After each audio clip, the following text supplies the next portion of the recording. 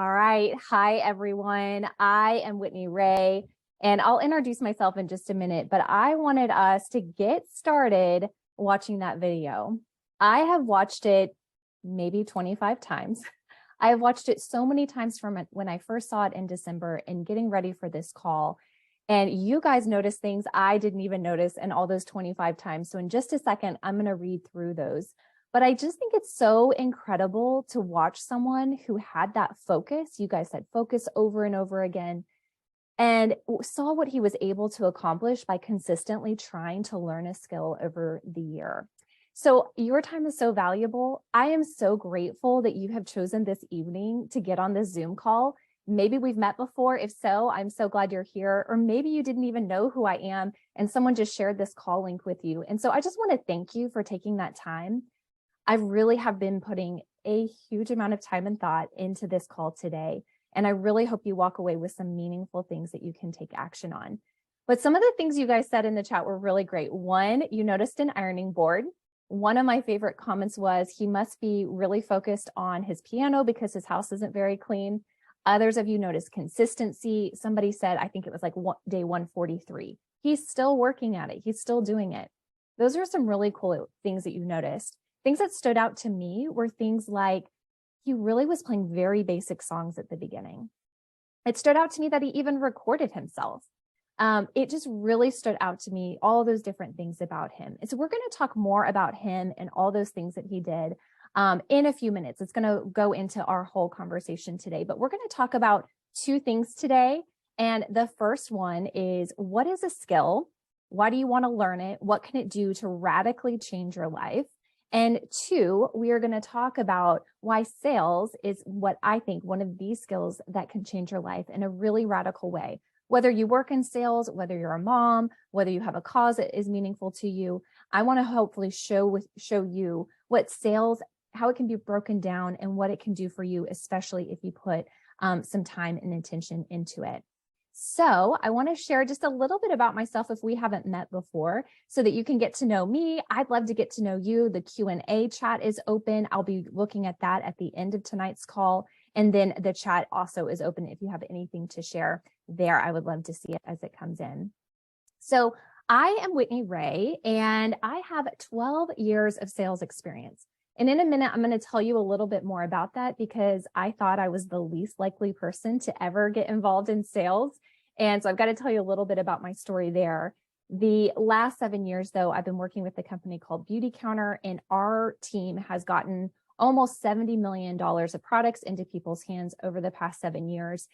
And that really got me thinking. I was really thinking at the end of the year, kind of tallying up where do we stand. And I was like, you know what really stands out to me was how unique our team is, how different the people are, how they come in with different skill sets, different personalities, different goals, and how they've all accomplished something really unique because I think we've gotten to the core of what sales really is. And then they've been able to turn it into something they can use in all areas of their life. You talk to anyone I work with, what's been really cool to hear is them talk about, well, this has bled over into my real life in this way, or my life outside of Beautycounter. I'm drastically different because of it. And so that's what I hope we're going to have on today's call. If you're into personality assessments, if you're into those kinds of things, I see someone just put individualization in the chat. Kristen, we can be good friends there. My top strengths are individualization and strategic. I really love Clifton Strengths Finders. It's a great resource. I'll pepper throughout tonight's call different things you can dive into if you really want to learn a lot this year. And what that really means is that the very first skill or strength that I have is I view everyone as unique. I want to get to know you. And on the Zoom call, I can't get to know everybody individually, but I'm going to try to pepper that in tonight because I know that when you logged in today, you logged in with a host of experiences, a host of skills, some fears, some hopes, all kinds of things. You are you, and who you are is very unique.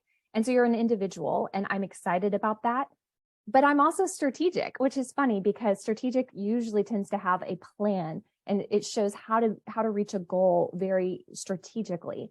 So I'm hopeful that as you get to know me a little bit more, if that's my background, I believe people are very individual and have their own unique talents and skills. But I also think there's a strategy that works. And so I'm going to hopefully show you some of those core strategies that I think can really go across all different personalities. Okay, my life goal is certainly ambitious, but it truly is to change the world for the better by equipping individuals to live a life of freedom. And so I know that's pretty ambitious. And when I talk about it, I mean across all domains of freedom for your body, mind, heart, and soul. But today we're going to really be focusing in on how sales skills and learning a skill can give you freedom and flexibility in your life. It's not going to be about pushing a product on someone. I hope I'm going to turn that on its head as I share a little of my experience. We're not pushing anything on someone. That's called influence. Instead, we're really here to do something more than that. And I really hope you can feel that sense of freedom by the end of tonight's call, and you can feel a sense of hope and excitement for the things you want to achieve. And, I was talking about, you guys came onto this call, you've come on here and there's all kinds of experiences I'm expecting you to have. Maybe some of you are professionals. Maybe some of you are tax attorneys. Maybe some of you are artists or stay-at-home parents. There's all kinds of things that maybe you came into. But what I really believe is that we have the ability with our mind to see either opportunity or setback. And the last couple of years, they make memes about it. I laugh online about these all the time, like how hard things have been, what things have set us back. And we can focus our mind a lot on the constraints, but we also can have the choice to focus our mind on the opportunities. And so this quote, opportunity is everywhere. The key is to develop the vision to see it. Think about today. Were there opportunities you had today? It could be anything. Maybe the opportunity to go outside for a walk, or the opportunity to make the perfect cup of coffee, or the opportunity to hug somebody that you love, or an opportunity to take a brand new job. There might have been a big opportunity or small one, but you had to be able to see it to take advantage of it. And I'm going to add on, you had to have the skills to take action on it. And I think that's really, really important, and why I wanted to open the doors up and not just do this within my Beautycounter world. I typically do a goal setting and helping people set their resolutions for the year. And I was like, no, I want to open this up to anyone and everyone, because I think 2023 might be a hard year for a lot of ways, but it's also going to open it up and make it really, really full of opportunity if we have eyes to see it, and if we have the skills to take advantage of it. And so I'm really, really excited to be able to share that with you today. So with my life goal to help you get, learn these skills, we'll go back to the slides in just a minute when I have some more quotes to share with you. But when we think about it, and I see in the chat here, we've got a tax attorney. That's really funny, Jennifer. I just felt like I needed to say that. So you were the tax attorney who is here on the call today. When we think about the saying, have you ever heard the saying, luck favors the prepared? I've been thinking about that phrase a lot, and I think luck favors the skilled. And I think about like Uber or DoorDash, or my grocery store has this great curbside pickup. How many of us, before those things came into play, how many of us drove up to the grocery store and told our friends, like, I wish somebody would just deliver groceries straight to my car. I've got all these kids in the car. I'm, rushing home from work. Gosh, I wish I could do that. Or, maybe Uber or whatever these other opportunities are out there. We might have had those ideas beforehand, but yet we didn't have the skill set to take action on them. And I think about that a lot. I think we often look to our right or to our left, and we see someone who's really saying, so she's really, I'm making sure people can see what's in the chat. Well, hopefully you guys can see what's in the chat. I'll keep going. But I really think about this a lot, is that we look to the right and the left of us and we see people finding success, and we don't always think about how people have built a skill set to be able to take advantage of an opportunity when it comes. And so it's really interesting to be able to think about it that way. So we're going to talk about skills, and I'm going to share some quotes with you in just a minute. I don't have any slides up right now. I just have the video up right now. But when we're talking about a skill, I really wanted to be able to share a little story with you. And I think this is great. So I've been thinking about this a lot. It's been on my mind. And my dad just had his birthday. So we were at his house on Saturday and celebrating his birthday. And I always usually say to someone on their birthday, like, oh my gosh, what are you excited about for the year ahead? He wasn't really too interested in answering that. He kind of laughed it off and just said, oh, I hope I stay healthy, or, don't break my arm. He's broken his arm a few times. And the conversation didn't really go anywhere. And then I knew this call was coming up and it was fresh on my mind. And so I said, hey, Dad, if you could learn any skill this year, what skill would you learn? And he radically changed his attitude. He kind of perked up, he smiled at me, and he was like, you know what? I want to learn how to cook. And I actually thought he was joking with me at first because I've not really seen my dad ever cook. He used to make Velveeta shells and cheese. Like that was what he cooked for us when we were kids, when my mom wasn't there. And so I kind of laughed. And then I was like, oh no, he's serious. And my mom chimes in and talked about this cookbook my dad had just bought. And we had this full conversation about how fun this year is going to be for him to learn how to cook. I was like, that could be your theme. You could sign up for classes and, do these different things that you've been talking about doing. His whole demeanor changed and he brightened up and there was so much life and excitement there. And that's my dad on his birthday. I think though, so many of us don't always think about skills that way, or maybe we just think what's ahead for us. I need to set a goal. I'm going to set a resolution to, walk every day and I'm going to get strong. Or we set a goal. If you work, in sales, I'm going to sell X amount and make this paycheck. We set these goals, but sometimes they drain our life from us.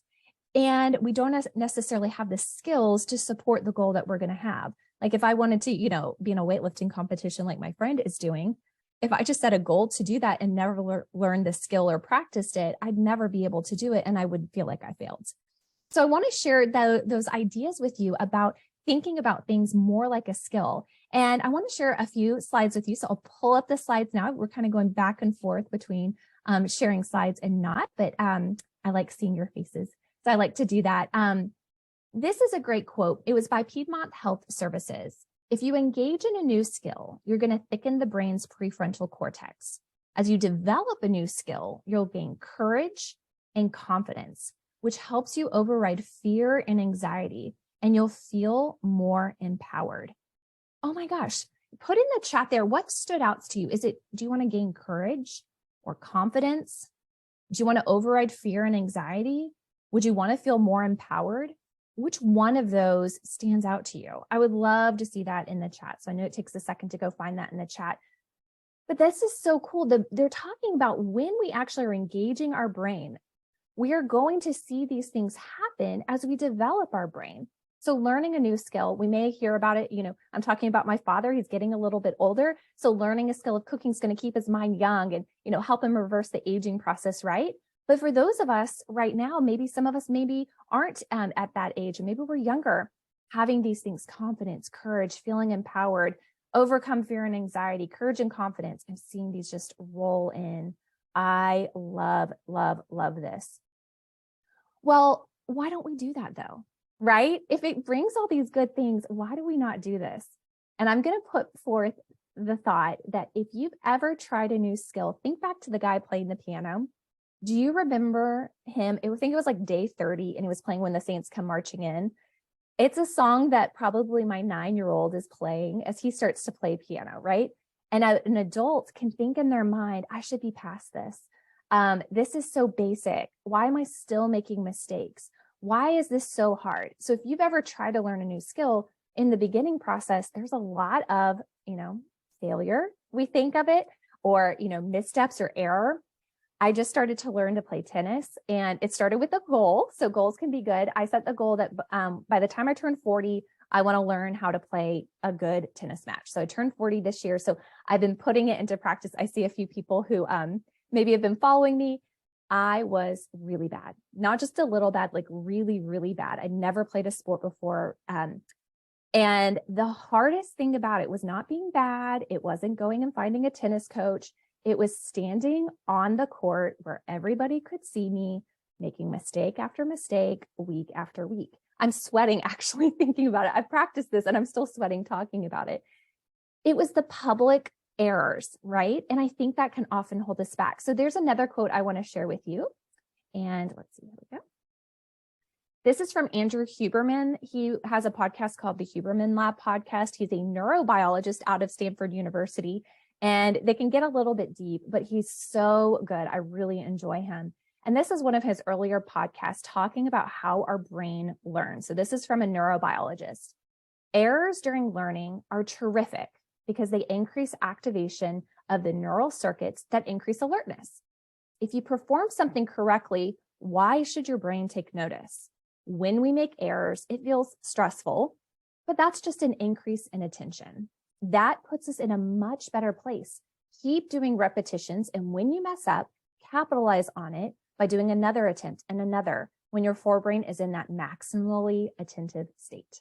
So he said that, of course, it's like a neurobiologist wording, but I loved it when he said, when we make errors, it feels stressful, but that is just an increase in attention. So I love that phrase, and I wanted to give it to you guys. Whatever skill you're going to learn, whether at the end of tonight you want to learn more of the skill of sales, whether you're going out on the tennis court, whatever it is, that error is actually turning on those neural circuits in your brain so that you can learn. And in fact, we've got to keep going. So if we make the error, don't stop, do it a few more times, because that is when your brain is most in the learning mode. So I thought this was really great. I wanted you to hear it straight from the neurobiologist, not just from me. And I think we understand this, that maybe, again, back to the lifting weights, when we start lifting a weight, we get sore, right? And so you're lifting that weight, you get sore, and nobody, most people don't stop and say, oh my gosh, it's ruining my body. No, we know that soreness is breaking apart the muscle so that it can get stronger next time. So think about that as you experience those errors, that is what's going on. All right. So I wanted to make sure you had all of that. And the last thing I'll say, I'm going to take the slides down for just a minute so I could look you in the eye. I've actually been standing up because I so care about this and want to be able to communicate this to you. The last thing I'll say about the skill before we move on to focusing in on the actual steps in sales is think about a child. If a child comes to you and says they really love music or they really want to play a certain sport, you're going to sign them up for classes. You're going to get them out there and encourage them to practice every day. When they see setbacks, you're going to be like, that's okay. You're on the road. You're doing great. And you're going to cheer them on. And I want to encourage you to do the same thing for yourself. Just because you're an adult does not mean that you don't need the same thing. You still might need lessons. You still will need daily practice. You will still need all those things. And so I'm saying all this about sales before we go into sales, because I often think we do not think of sales or some of these other things I'm about to share with you as a learnable skill. I really think, and I've had this mindset at times as well, to think, well, maybe it's like athleticism. You're kind of born to be an Olympic athlete. Yes, they practice, but you have to have a certain body type to run, a mile in seconds, like some people do. Sales is not that. It truly is a learnable skill. It really is. And different people are going to take it to different lengths, but it's not just a personality type that just was born a salesperson. Now, I have 3 kids. I can tell you one of them can definitely sell me on things faster than the rest, but each of them can learn how to do it to be competent. And I want you guys to think about that. The guy who played the piano wasn't the best pianist at the end of the year, but he was a competent one. I can imagine him if at Christmas playing some Christmas songs as people sang around him. He was competent enough to enjoy music and to get results from the music. He didn't have to be the best person at it. So that's what I really hope you hear and see, is that some of these things I'm about to share with you are learnable and they can make a big difference. So we'll go back to the slides so that you can see this. So here's what started the whole thing for this call. I saw several people that I really respect talking about learning a skill for 2023. They actually talked about if you could learn 5 skills over 5 years, you would radically change the outcome of your life. And they posted videos from people like Warren Buffett and, the founders of Google. I mean, person after person, where they talked about how they learned skills. And these were the 5 skills that they said, if you could learn these 5 skills and add it to your personality and your experiences, you would drastically change your outcome. Sales, public speaking, brand building, which can also be seen as social media, using Excel, like being able to really work with numbers, and emotional empathy. So tonight I will not be sharing about Excel. I'm not going to be sharing about brand building. Some of sales honestly touches on public speaking and emotional empathy. So I love that you can kind of touch on all of those things. But today we're primarily going to really be talking about sales. And I want you to think about this. If you, let's talk about the tax attorney. So we talked about that earlier. You're a tax attorney. What if you as a tax attorney learned how to convey value to someone else? would you be able, maybe you are right now, but would that then allow you to maybe create a business of your own and run your own business? You then could learn how to run Excel so you could run the books for yourself. Then you learned public speaking. And so you were able to go to networking events and talk about this new business that you had and really say all that you wanted to say about it publicly. You went from being a tax attorney, with the paycheck that got, to having your own business, to being able to convey it to other people and grow, grow, grow. The opportunities mount. They really are exponential. So this next slide is really just me hoping to tell you about really how exponential things can be. And I just think that is like so exciting, because I really hope that's what you're hearing today, is this ability to really be able to do it. So hopefully you can see the slides. It looks like they're sharing right now. So these are the things I really want to talk about with you today. And we're going to dive in and we're going to really, really look now about sales. So I'm really excited about this next little section. We're going to go in deep. So if you came on here and were like, yeah, I'm ready, I'm already here to learn a new skill, thank you for sticking with me. We're going to shift now and really dive into some of the 4 key things that I think are so powerful and can change your life no matter what you're in. So if you were receiving my emails, you're going to see these. These are not new, but we're going to dive into them deeper. We're going to talk about these 4 things, and I'm going to take one of them and dive deep into it so you really have some meat to carry with you as you go out today. So the very first one that I think is fundamental to being able to be very successful in sales, and the first thing to learn, is sales is the ability to understand a value and communicate that value to another. So like I was kind of emphasizing it at the beginning, before I got into sales, really thought that sales was something you did to someone. I could think of negative experiences I had where maybe I spent too much money on things I didn't need because someone influenced me into buying it and I didn't have a good feeling about it, and I'd maybe go return it, behind the scenes. Has anyone ever had that experience? Maybe put something in the chat, like what is it that you have felt before in those negative experiences? And I think at the root of it is that person was not interested in helping me get the same value. They were trying to meet their sales numbers or to win an incentive, right? Okay, I see someone there, a timeshare. Oh my gosh, yes, they put the pressure on there. Mall kiosks, yes, people chasing you in the mall. And that person is not conveying to you that they value what they're selling and they want to make sure you can value it too, right? They're just like pushing it at you. And so when we instead think of it as a value that we're communicating to someone else, everything can change in your mind. So for me, I didn't tell you my full story, but I got into sales 12 years ago because a company was just getting started and they were bringing fair trade accessories to the US, and they were made by artisans in different countries around the world. And I thought that was such a cool mission. I wanted to tell everyone about the artisans and about all the skill that they had and show them the cool things that they were making and give them a place to buy it here in the US so that the money could go back directly to the artisans. That was so cool to me because there was a mission, there was deep value personally for me with my background and who I was. And so I said yes to sales, even though I never thought I like truly, if someone told me to be part of a fundraiser, I would like scooch out, and I avoided them always.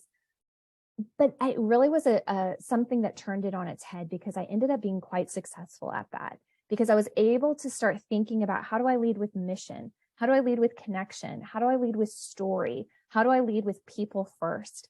And it changed everything for me. So we'll talk a little bit more about that, but it really is key. And this one step right here has dramatically changed my parenting. I told you saw in the picture before, I have 3 kids. My oldest son is 13, about to be 14. Anyone out there with any teenagers? I would love to see it in the chat. We can have some solidarity. And so the conversation comes up. Thank you. I see that in your chat. I see that it, limitations. Why are there limitations on me, Mom? Why nobody else does this? I have had so much joy in my life, having all these years of experience to then, okay, I see a lot, 3 teenage boys here. Yes, I'm almost there. I got to stay focused. Okay. Being able to say, okay, Whitney, you need to limit his tech because here's why. And I've had to really think about the value behind it. Why is it important to us and our family? Why is it important to my husband and I? And then we want to talk to my son in a way that brings him along so he shares the value instead of it's just, I told you not to. Instead, we have multiple conversations about the value. And what's been cool is seeing him over the past year take on the value and be able to talk to us about things he sees in his friends and how he's thankful that we've had some limitations. Now, he doesn't love all of them. This is not the fix for everything, but I will say, what I'm talking about doesn't just apply to work. It doesn't just apply to that. It applies to parenting. It applies to a cause you deeply believe in. To be able to communicate it in a way that others can listen is huge. Okay, we'll move on to the next one. You can tell that's a favorite of mine. This is the one we're going to dig the most into in following slides, so I'll just briefly touch on it. Sales is a learnable skill that gives you freedom and control over our future. Freedom and control over our future. I just have to emphasize that because I don't like feeling limited, and I have felt like doors have closed in all these areas and different things feel limited to me, whether you feel like your budget's limited when you go to the grocery store to buy eggs, or whether you feel like your travel's limited because you couldn't go to those different places at different times.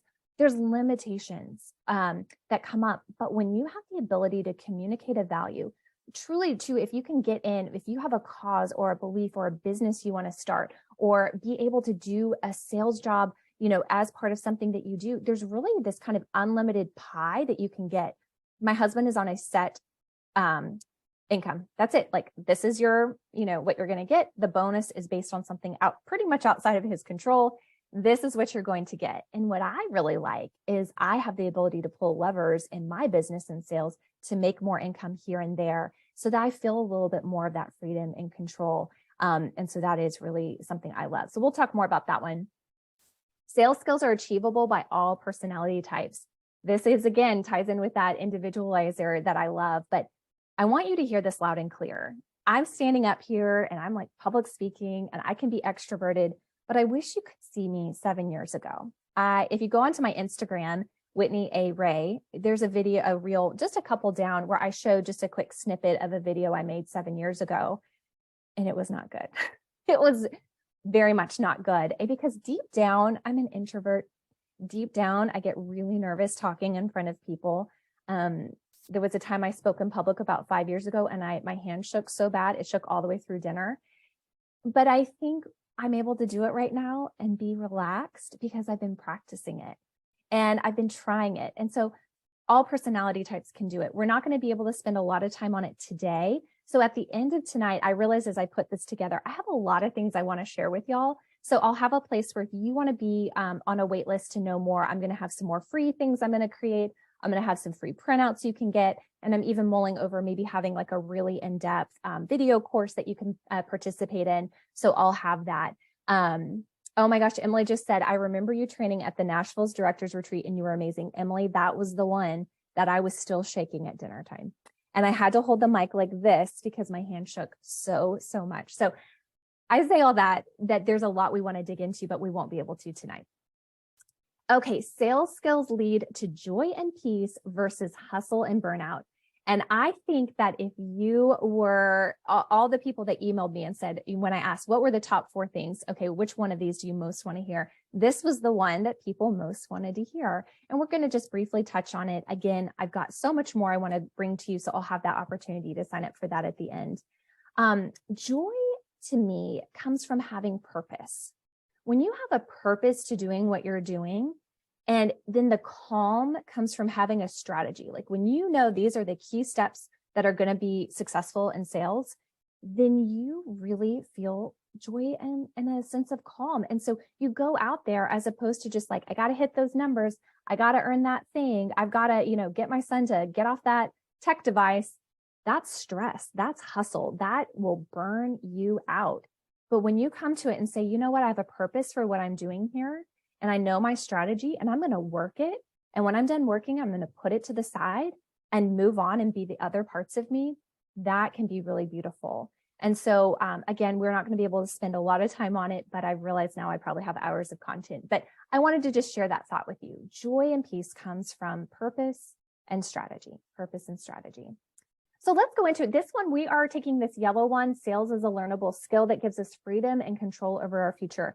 this next section, and then we'll wrap it up. So if you have any Q&A, you can start loading it in there. I'll use the Q&A to make sure I don't miss anything. The chat gets full. So use the Q&A if there's really a specific question you have. I want to spend some time at the end being able to do that. But I want to give you some meat. I want to give you some things to work on. And while we can't dive into personalities or value and understanding it and knowing your own, your own sense of joy and peace, hopefully the more things that come out, we can dive into that deeper if that's interesting to you.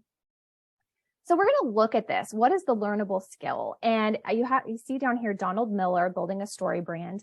I love this book. It's like $12 on Amazon. Go buy it if you want. I have read every book. I was on the phone today and I was like, oh, I just read this in this book. And I just read this in this book. I'm probably annoying to my friends, but I love it. And I'm hopeful that what I'm going to be able to provide to you guys is the Cliff Notes versions of the most important things. So you maybe don't have to go out and read all the books if that's not on your to-do list. Like I said, English literature major. So it's definitely in my wheelhouse. So Building a Story Brand, it is primarily written to someone who's building a brand. It's talking about people who have websites and people who have full-on businesses. But as I read it, I tried to extrapolate some things that would really, truly apply to sales. And I really just thought it was great. And so it's very, very simple. I see a few of you guys have it. It's very simple, actually. You may not even need the book, but I just want you to know this isn't an original idea for me. But it takes what I see people doing all around me and distills it down. And the very first thing is, what does the hero or client want? Do we think of the person we're talking to as the hero of the story, or are we thinking about ourselves?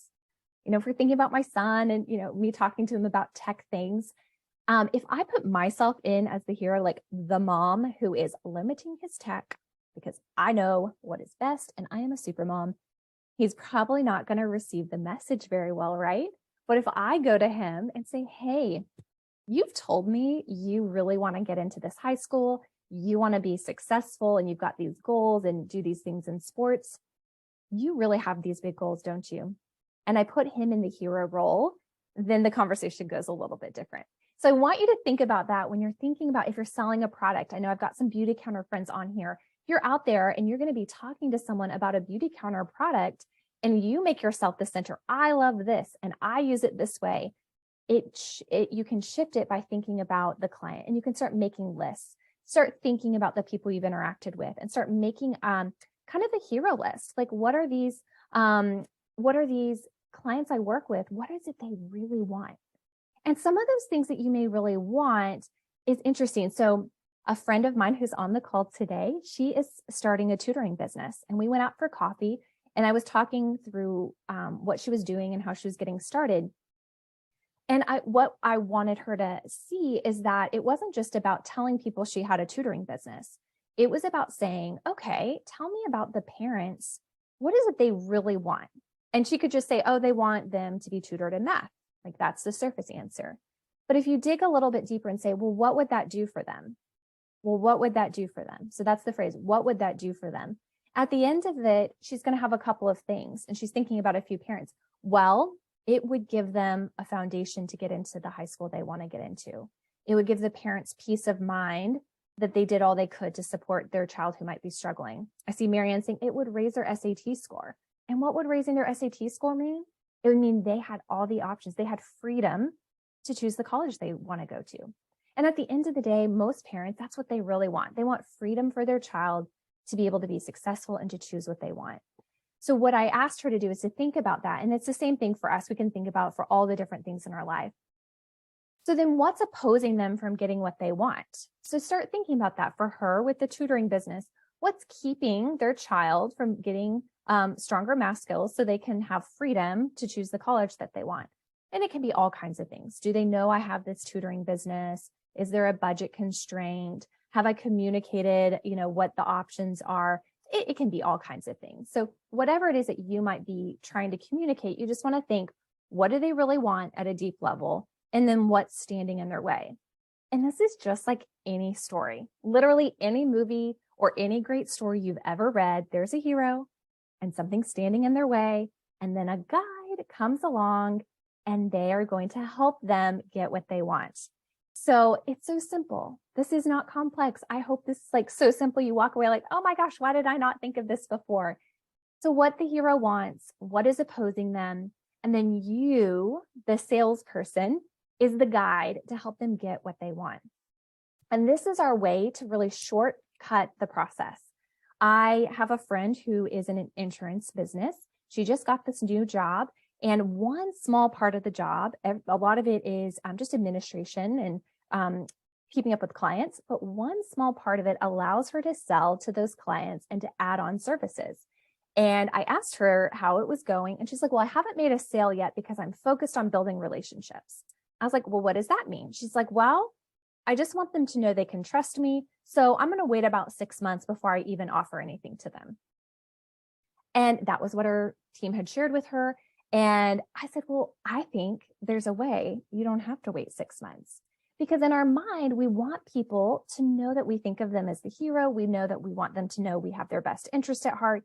That doesn't mean it takes 6 months of just showing up and being a friend.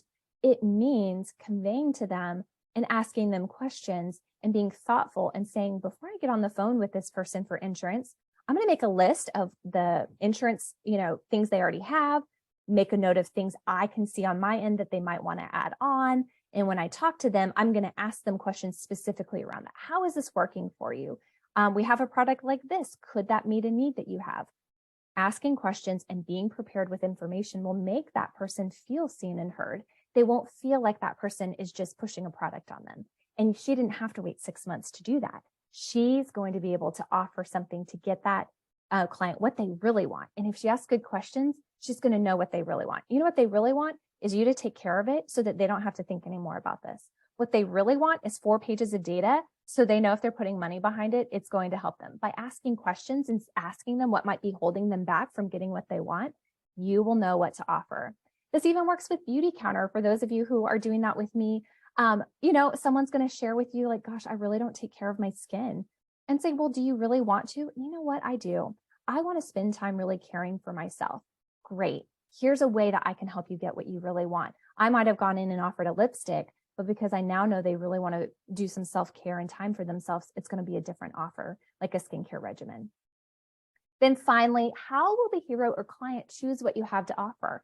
This is so simple, but it's really, really important. And he makes a big deal about it in the book. I almost laughed because it was like, well, I'm ready to check out. How do I do it? Okay, cool. I'm going to buy my insurance from you. If she just made the offer and made the suggestion and told them how it was going to, meet their needs, and she didn't say, great, I'm going to send the contract over to you in 1 hour, sign it, and we're going to get that placed for you.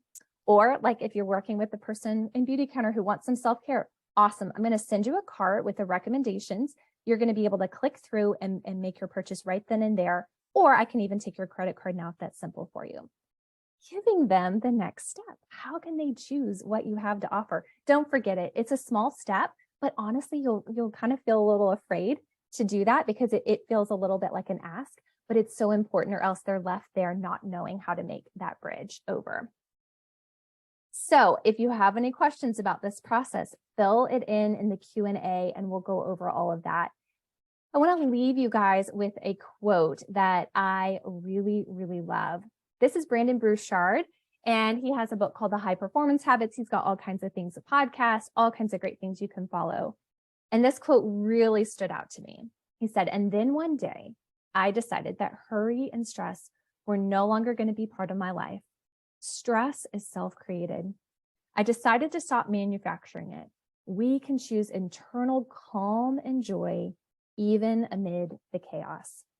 And so those were the words I wanted to end this session on, because I want and I hope that you feeling a little more empowered to say, I can put my attention toward learning the skill of sales this year, and I can see it dramatically change my personal life. I can see it being something I can apply in my business world, and I can do it so that I can have some calm and joy instead of spiraling and wishing I was better at things, or wishing I could communicate it better, or have more control on finances that are coming into my life. These are things that you can take in, that you can learn, and that you really can choose to have that calm and joy, because you're going to have a purpose and a strategy for why you're doing what you're doing. Okay, I've got a call to action, so I'll share that with you before we go into the Q&A, just because I've got all kinds of tabs open and I don't want to forget it. So I'm going to put it in the chat right now. All right. And if you have a question, please put it in the Q&A because the chat gets pretty full and I might miss it. Next steps. The first one, I would be remiss if I didn't share it. Some of you here are, went one too far. Some of you are here from my Beautycounter world, and I'm so glad you're here. Some of you maybe were invited by someone in the Beautycounter world. And I want you to know that if someone invited you here, they value you. And the fact that you joined in on this is just incredible and shows how committed you are to learning and growing. And if that friend, would be a great person to connect with, if you're like, you know what, I want to dive more. I want to practice sales skills for all these reasons in my life. Beautycounter is a great place to practice. There's no real barrier to entry. It's just got all upside. So talk to that friend who invited you. It's a wonderful and just welcoming place. And it has been the place that I have learned and transformed in so many ways. So if someone invited you, please do that.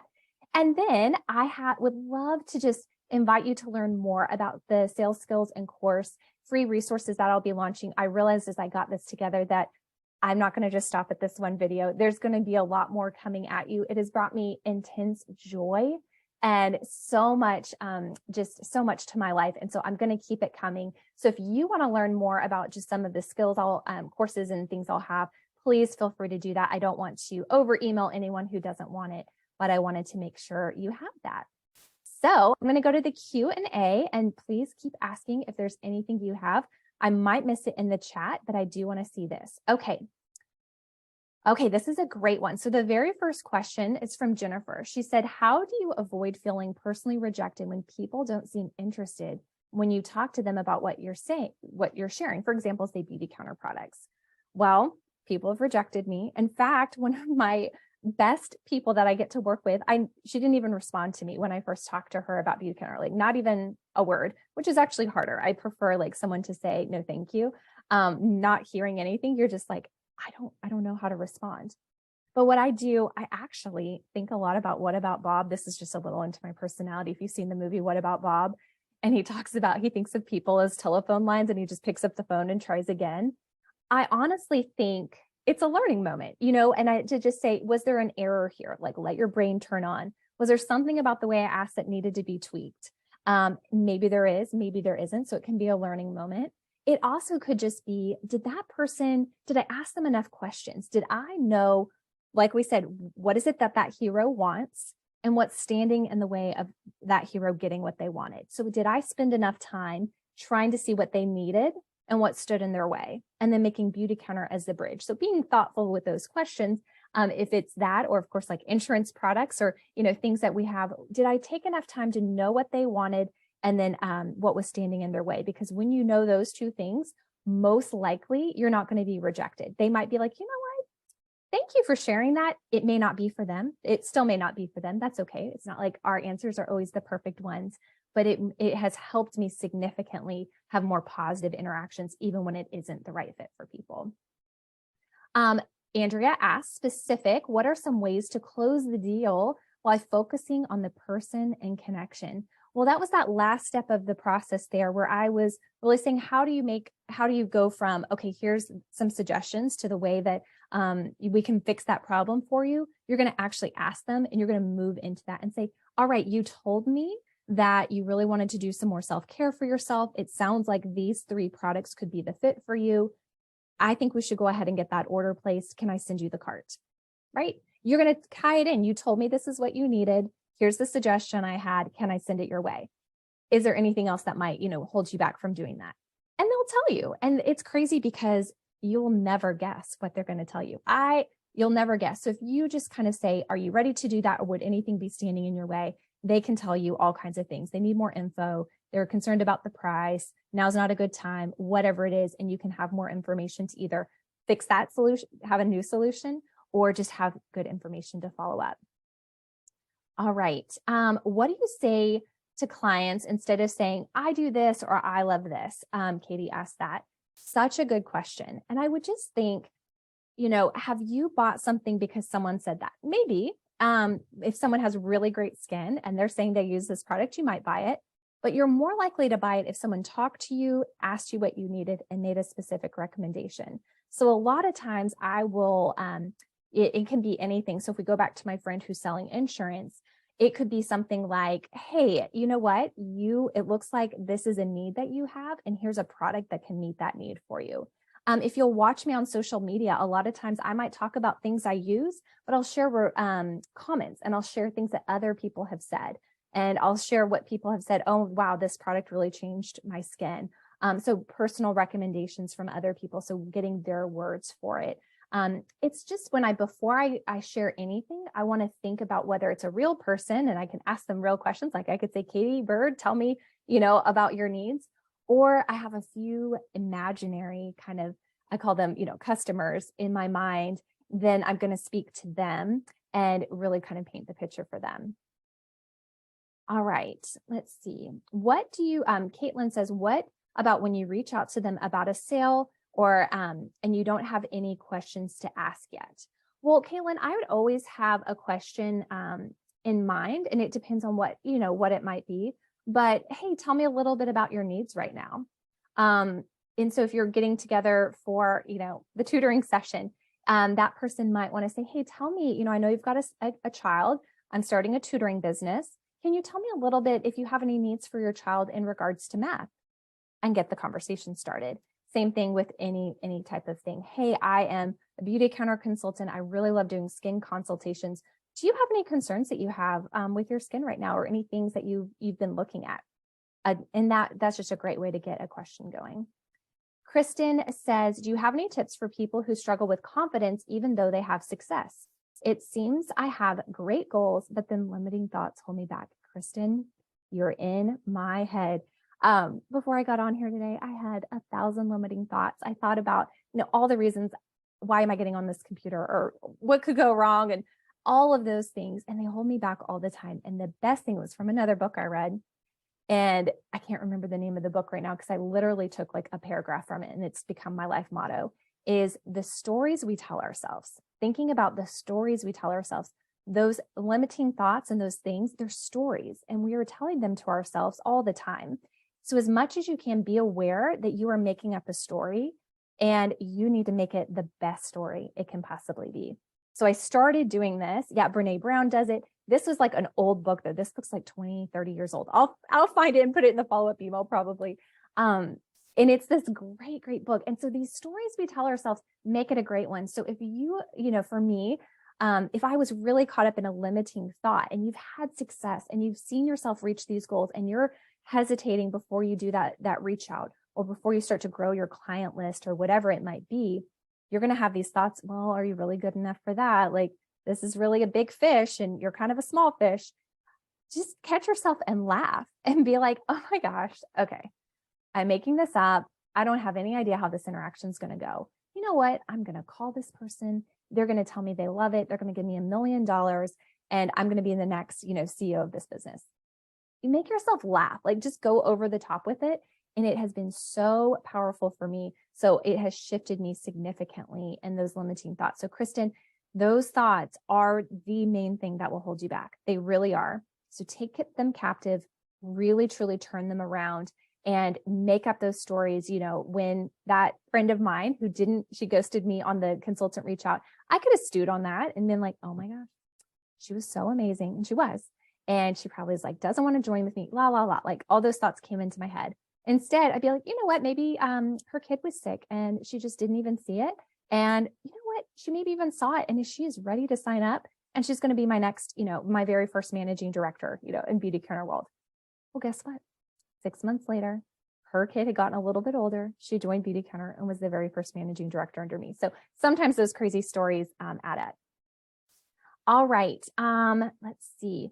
There's some good ones. How are you bringing up, your business to others? This one's saying Beautycounter. How do you balance talking sales with friends and investing in the friendship? Gosh, I love that question, because I love people. I love relationships. And I want, when I walk into the room, people think, oh, there's Whitney. She sees me. She knows me. Not, oh, there's Whitney. She's going to, sell something to me, right? Those are our fears when we get into a sales role. And so what I have found is by putting the person in the hero role and truly taking an interest in who they are and what they're interested in has helped so much. So if I ask really genuine questions, tell me about what you're needing. Do you think this could be a great fit? And listening to them, really listening to them. If they tell me, Whitney, I only use a bar of soap in the shower, I don't need it. Saying, okay, I hear you. You're just a bar of soap. If anything changes, you know, I love all the things and I'll be happy to help you. Nobody minds. Here's my other phrase that if you ever hear me say anything, nobody minds being asked. They mind you not listening. Nobody minds being asked. They mind when you don't listen. Because when you don't listen, you put yourself in the hero role and they are no longer there. And so truly just is ask those questions, but then truly pause and listen and think about them in those answers. Okay, hopefully I feel like I missed one. Okay, somebody asked, how do you talk about if people want to join with the business, like if it's in Beautycounter, how do you talk about that? Honestly, I think about it just like I would anything else. What are the benefits of the consultant role for somebody? What is it? They can get, you know, a 25% discount. They can earn up to 35% commission. They can get products before anybody else. They get to be part of a community. They get to be part of sales trainings. They get to put sales practices. I'm going to make a list just like I would anything I'm going to sell. I want to know the thing that I'm going to be marketing. I got to know all the tech limitations and why I'm, you know, holding my son back from them. I got to know the ins and outs and why, or he's not listening to me, right? So you want to know what they are and then just think of it just like the best product for the right person. So as you ask people what they're really needing and you hear those triggers, like I'd love to, you know, have it at a discount. Gosh, don't you just love having all the products? Oh my gosh, I saw that you're part of this community. That looks really fun. Those are triggers to you for them telling you that you have something that could meet a need for them. And you get to offer it to them and hear what they think and then start the conversation from there. Okay, I think I've answered all the Q&A. I think I've done it. If there's anything else I haven't answered, please let me know. Guys, I'm so honored to be here. Thank you, thank you, thank you for your participation. Thank you for the chat. Thank you for the questions. My charge to you is to go out there and really learn something this year. And when those errors and those bobbles come along, that's your brain turning on and it's going to get a little bit better and a little bit better. And by the end of this year, I think you're going to be so proud. I'm going to be so proud when I see my dad. You know, I'm thinking about it now, like, what if he cooks something for Christmas dinner because he's done all of these skills? Like I said, Velveeta shells and cheese at the beginning. What if he makes something at Christmas dinner? What if you are leading something like this at the end? What if you're able to say, gosh, look at this freedom and flexibility I have because I leaned into this. Gosh, look at how I feel so confident and I don't have that fear and anxiety anymore. It will be great. Thank you for the time. I'm going to throw in the chat just one more time, just in case you need it.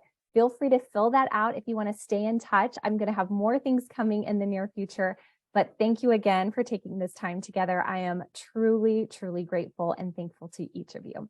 All right. Bye, everyone.